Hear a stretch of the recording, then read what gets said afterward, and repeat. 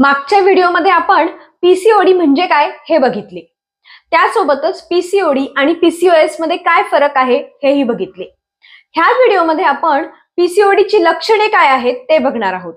म्हणजे समजा ही जर लक्षणं तुम्हाला दिसत असतील तर आपल्याला पीसीओडी आहे का नाही ह्याची आपण नक्की खात्री करून घेतली पाहिजे. तर ह्यामध्ये सगळ्यात महत्त्वाचं लक्षण आहे ते म्हणजे पाळीची अनियमितता, म्हणजे महिन्याला पाळी न येणं. बहुतांशी पेशंटमध्ये पाळी पुढे जाते. बऱ्याच जणींमध्ये पाळीची औषधं घेतल्याशिवाय पाळीच येत नाही. पाळीच्या काळामध्ये अतिशय कमी ब्लिडिंग होणे किंवा स्पॉटिंग होणे हेही पीसीओडीचे एक लक्षण आहे. कधी कधी दोन पाळीच्या मधल्या काळामध्ये स्पॉटिंग होऊ शकतं किंवा पाळी येण्याच्या काही दिवस आधी स्पॉटिंग होऊ शकतं.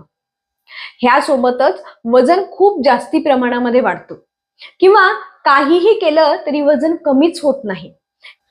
चेहऱ्यावर अधिक प्रमाणामध्ये लव किंवा केस येतात. पिंपल्स येण्याचे प्रमाण वाढतं. पोट सुटतं. खूप जास्ती प्रमाणामध्ये गॅसेस होतात. पचन बिघडतं. मूड स्विंग्सचं प्रमाण जास्ती असतं. केस पातळ व्हायला लागतात किंवा केस गळण्याचं प्रमाण वाढतं.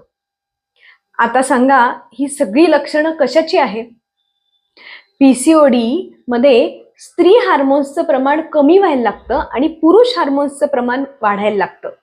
आणि म्हणूनच पीसीओडी ज्या वेळेला होतो त्यावेळेला स्त्रीमध्ये जी काही लक्षणं असतात ती कमी व्हायला लागतात आणि पुरुषाची लक्षणं स्त्रीमध्ये वाढायला लागतात. आणि म्हणूनच पीसीओडीची सगळ्यात महत्त्वाची ट्रीटमेंट म्हणजे स्त्रीत्व जपणे.